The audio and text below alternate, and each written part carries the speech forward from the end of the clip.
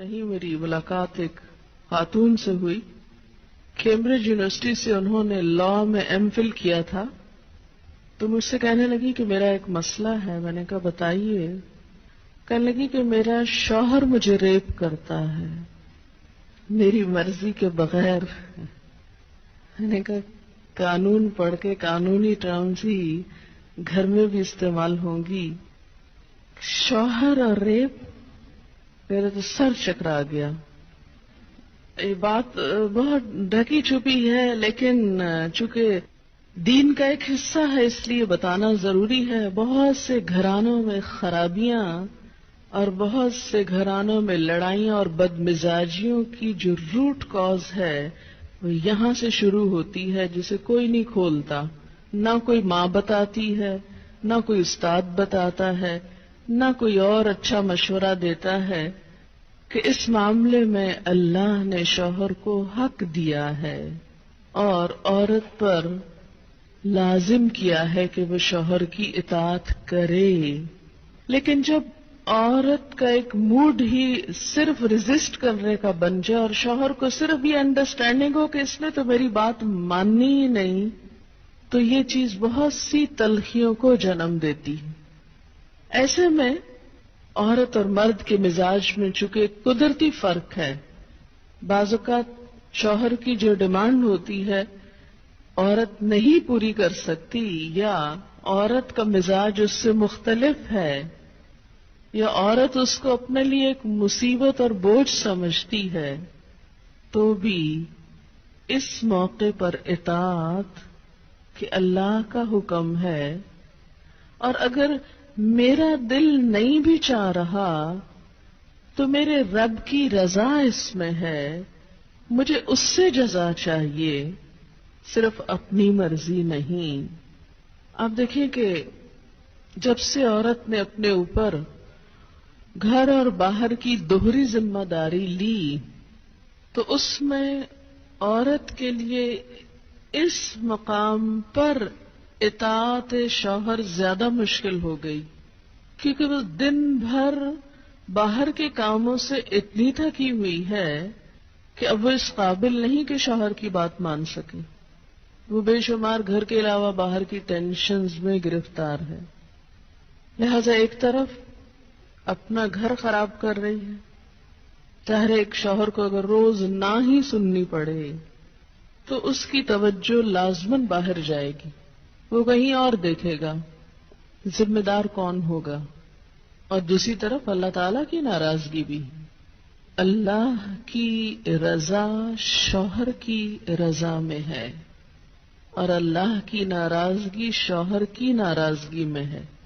ہاں یہ الگ بات ہے کہ اگر شوہر ناروا زیادتی کرتا ہے اور بالکل بے رحم ہے یا ایسا کو مطالبہ کرتا ہے کہ جو ناجائز میں آتا ہے وہ تو نہیں پورا کرنا. جیسے آپ کو بتایا گیا کہ فطری طریقے کے علاوہ کوئی بھی ایسا طریقہ خواہ وہ شوہر اور بیوی کے درمیان ہی کیوں نہ ہو اسے حرام قرار دیا گیا، چاہے وہ عمل قوم لوط سے ملتا ہو یا اورل سیکس ہو. یہ تو ناجائز ہے ہی، لیکن فطرت کے دائرے میں. اور اس میں بنیادی چیز جو باہم کاؤنٹ کرتی ہے وہ باہم ایک دوسرے کے ساتھ کوآپریٹ کرنا ہے، ایک دوسرے کے مزاج کو سمجھنا ہے اور ایک دوسرے کے ساتھ تعاون ہے.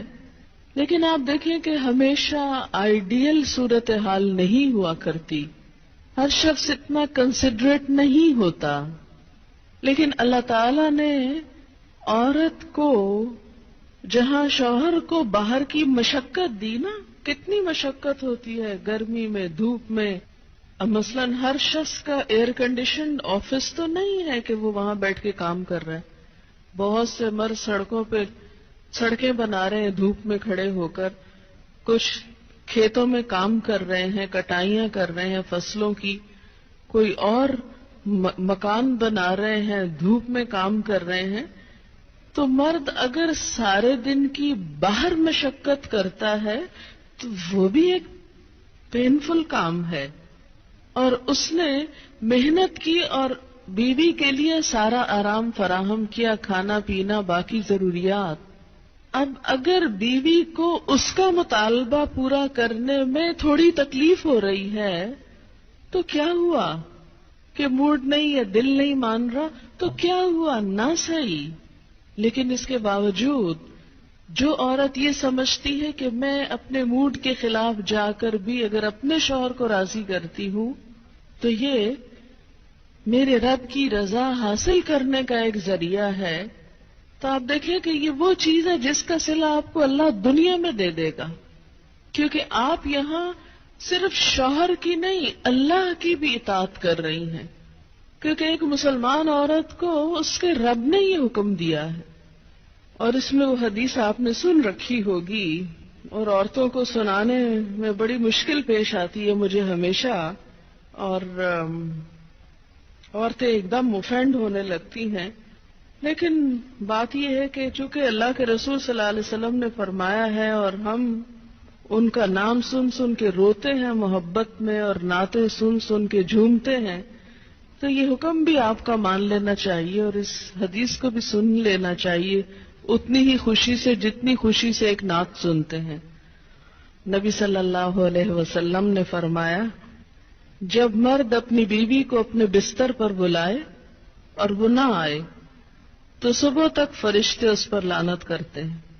بخاری کی روایت ہے، کتاب النکاح.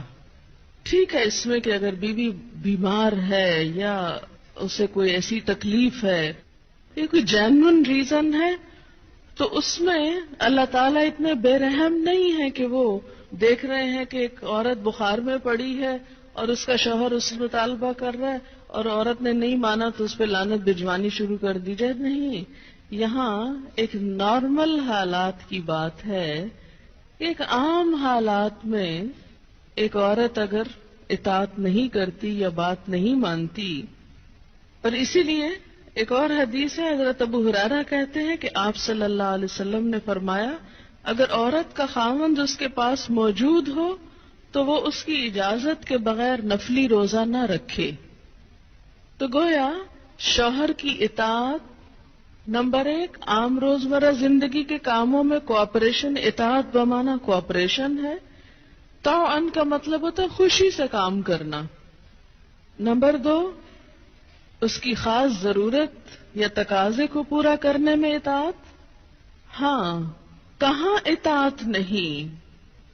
جب وہ کوئی حرام کام کرنے کو کہے، جب وہ کوئی ناجائز کام کرنے کو کہے، جب وہ اللہ اور اس کے رسول صلی اللہ علیہ وسلم کی مرضی کے خلاف کام کرنے کو کہے. لا طاعت لمخلوق فی معصیت الخالق. مخلوق کی اطاعت جائز نہیں خالق کی نافرمانی میں. اگر اللہ تعالیٰ کسی کام پہ ناراض ہے وہ اطاعت جائز ہے. بہت سی خواتین کو دیکھا ہے جہاں اللہ کی نافرمانی ہو رہی ہے وہاں تو شوہر کی بات بھاگ بھاگ کے مانی جا رہی ہے، اس لیے کہ وہ اپنے نفس کے مطابق ہے نا. آپ سب جانتے ہیں کہاں کہاں.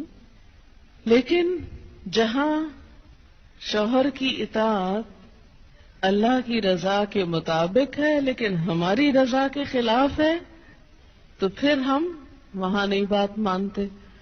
تو بسا اوقات ہم بظاہر اللہ کی رضا کا لیبل تو لگاتے ہیں، ہوتی اندر سے اپنے نفس کی اطاعت ہے. اور بعض اوقات شوہر کی اطاعت کا لیبل لگاتے ہیں لیکن وہاں بھی اصل میں نفس کی اطاعت ہوتی کہ ہمارا اپنا دل وہی چاہ رہا ہوتا ہے جو شوہر چاہتا ہے اس وقت. بعض اوقات کئی غلط کام شوہر چاہتے ہیں نا کہ بیوی کرے، ہم خود بھی وہ چاہ رہے ہوتے ہیں ساتھ، اس لیے آڑ لے لیتے ہیں جی شوہر نہیں مانتے. مثلا سر ڈھکنا شوہر کو پسند نہیں، کیا کریں، اب شوہر کی اطاعت بھی تو اللہ ہی نے کہا. یہاں شوہر کی ہم 100% اطاعت کو تیار ہو جاتے ہیں کیونکہ اندر سے اپنا دل جو ساتھ ہے. لیکن جب رات کو شوہر بلائے تو وہاں اپنا دل نہیں، لہذا چاہے اللہ تعالیٰ کتنا ہی فرمائے سب اطاعت بھول جاتے ہیں. تو ایک مسلمان عورت، ایک فرما بردار عورت شوہر کے لیے اطاعت گزار ہے. میں کہتی ہوں کہ اگر عورتیں صرف اس آیت کے چھوٹے سے حصے جو 2 لفظ پر مبنی ہے فالصالحات قانتات پر عمل کریں، ان کے گھریلو زندگی کے 50% مسائل خود حل ہو جائیں گے، آدھے مسئلے یہیں سے حل ہو جائیں گے، کیونکہ مرد سیٹسفائیڈ ہوگا، اس کی نگاہیں اور عزت محفوظ ہوگی تو وہ اپنا کوئی بھی کام دل جمی سے کر سکے گا۔ اگر وہ مطمئن نہیں گھر کی طرف سے تو گھر تو کیا باہر بھی وہ کام درست طور پر نہیں کر سکے گا۔ تو فالصالحات قانتات، نیک عورتیں فرما بردار ہوتی ہیں۔ نبی صلی اللہ علیہ وسلم نے فرمایا بہترین بیوی وہ ہے جس کی طرف تم دیکھو تو وہ تمہیں خوش کر دے، جب تم اسے کسی بات کا حکم دو تو بجا لائے، اور تمہاری عدم موجودگی میں تمہارے مال اور اپنی ذات کی حفاظت کرے۔ تو ہمیں ایسی بہترین عورت بن کے دکھانا ہے۔ رسول اللہ صلی اللہ علیہ وسلم نے فرمایا اللہ تعالیٰ اس عورت کی طرف نظر رحمت سے نہیں دیکھتا جو خاوند کی شکر گزاری نہیں کرتی، حالانکہ وہ اس سے بے نیاز نہیں ہو سکتی، اس کے بغیر رہ بھی نہیں سکتی، لیکن جب وہ ہوتا ہے تو اس سے وہ صرف لڑائی کرتی رہتی اور گلے شکوے کرتی رہتی، کمپلینٹس، ہر چیز میں کمپلینٹس۔ تو شوہر بھی چاہے اس کے پاس کتنی بھی جسمانی طاقت ہے یا مالی طور پر بہت سٹیبل ہے، وہ انسان ہے، وہ ہیومن بینگ ہے، وہ بھولتا بھی ہے، وہ غلطی بھی کرتا ہے، تو ایسی چیزوں کو اگنور کر دینا چاہیے۔